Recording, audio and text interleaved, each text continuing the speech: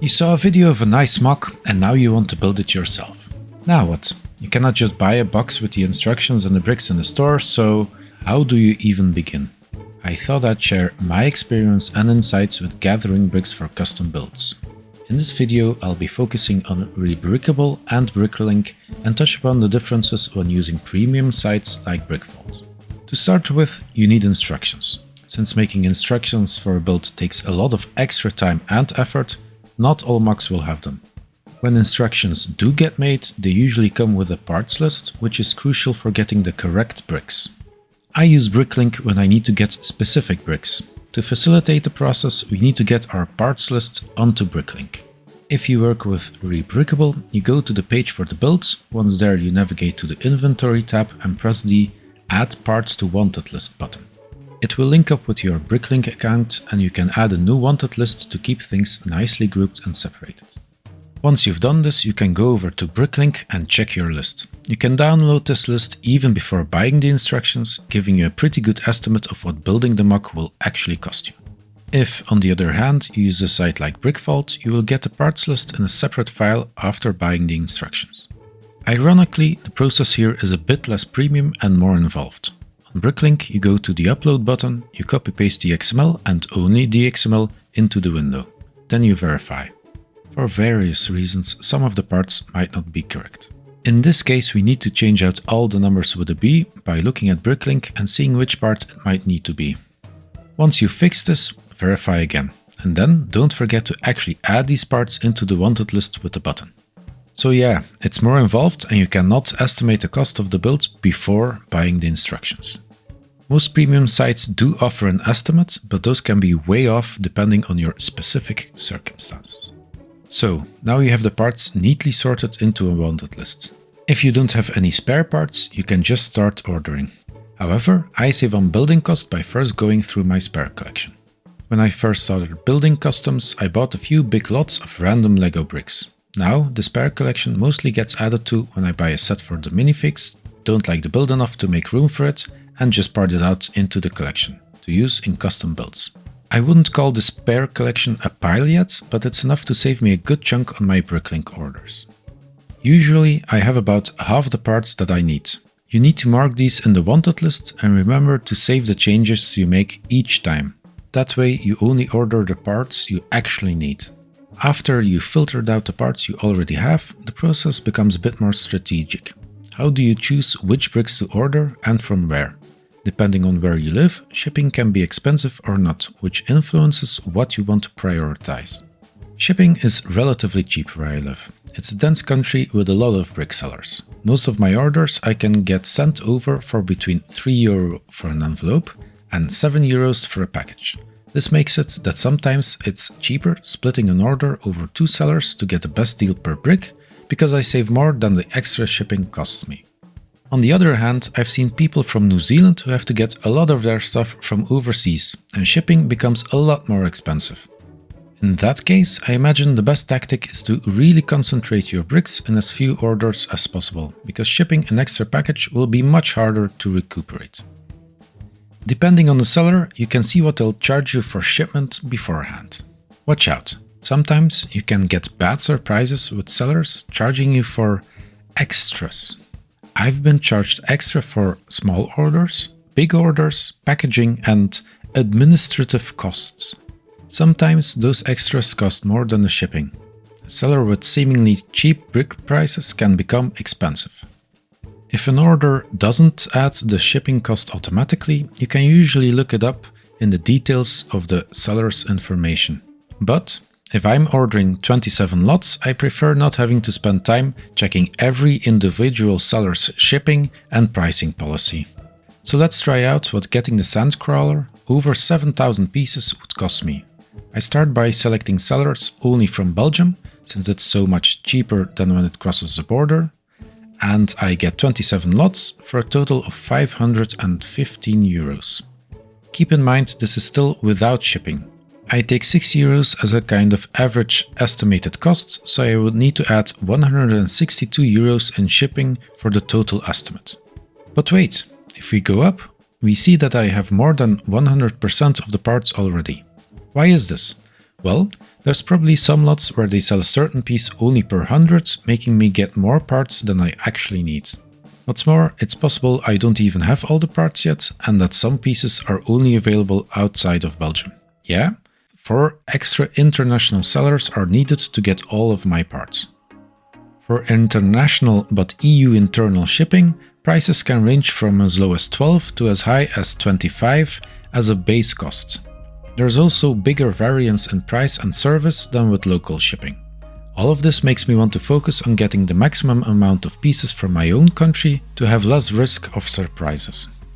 However, there's something to keep in mind here. We should look through these expensive international lots and try to evaluate if these pieces are critical or not in the build.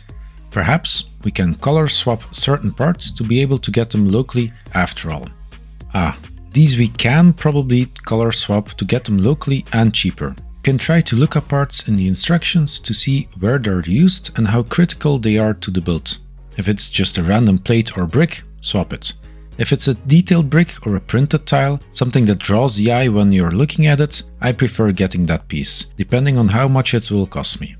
Some printed tiles have cheaper alternatives that are basically just as good. When we proceed, we get a better price overview. Many of the lots have the shipping price now included, although sometimes you can still save a bit. Paying through PayPal is often the default, and some sellers charge extra for that. And it's that default price that gets shown. The TBDs, like I said earlier, you can try to look up if you have the time, but it won't always be explained well, or sometimes even at all, before ordering. Going down, you can see some orders that need fixing. That's because we checked the box to not exclude orders that are below the seller's minimum amount per order. You can either uncheck that box at the beginning or order extra stuff to get to the seller's minimum. Usually I try to look at their shop and just get some minifigs I either want or could use for fig bashing to get to that order minimum. Therefore, my recommendation for sellers would be to have some reasonably priced minifigs in stock just for this reason. Besides, margins on minifigs are usually pretty good, so that's win-win, right? If I cannot just add some good minifigs to fix the minimum order problem, I might just try to get my order elsewhere. And finally, at the bottom, we have the international orders. Sometimes you have this equivalent symbol in front of the price. That's because the seller will charge you in their local currency and you'll need to do a currency conversion. I actually haven't checked yet if those estimates hold up. This one is in Danish crowns instead of euro. Some thoughts to close the video with.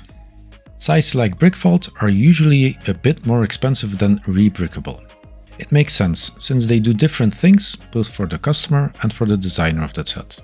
Rebrickable just hosts the instructions. It doesn't do a quality check or any active marketing. Since Brickvault does do that, you pay a bit more for the instructions, but then you should be able to trust the build is good. The builder, on the other hand, gets some marketing and in return pays a bigger share to the premium site. When buying from Rebrickable, I would suggest limiting your risk by not getting instructions that only have rendered example images and no pictures or video of the build in actual Lego bricks. Chances are the build wasn't tested with actual bricks. I've had the experience myself of having a build that did not work in real life, having to spend a lot of time fixing the build.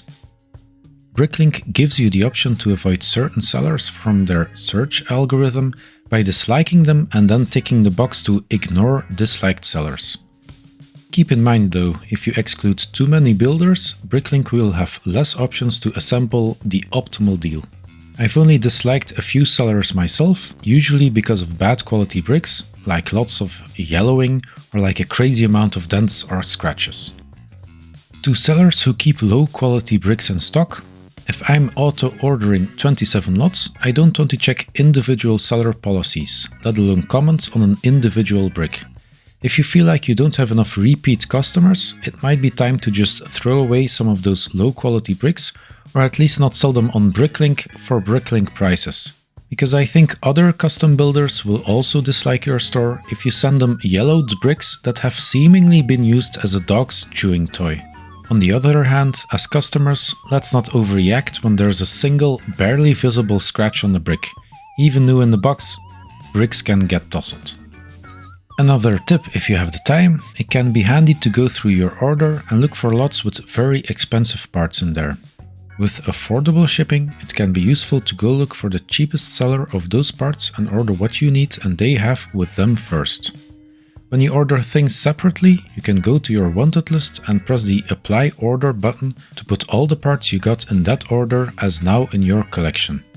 This way you can do some separate orders for the expensive parts and then later do a buy all for the remainder. One final tip, check your orders when they come in. People often make mistakes, especially in the bigger orders.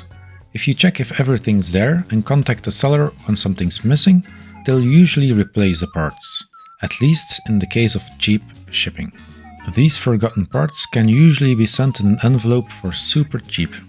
Extra downsides to expensive shipping is they'll often pay you back the cost of the part instead, perhaps even something extra, but it never covers the cost of the extra shipping you'll need to do to get a replacement for what they didn't include the first time. Perhaps we need an extra double check the order charge for international or big shipments. Did you like this video? Was it useful? Do you still have questions? I might make a future follow-up video if people found this one useful.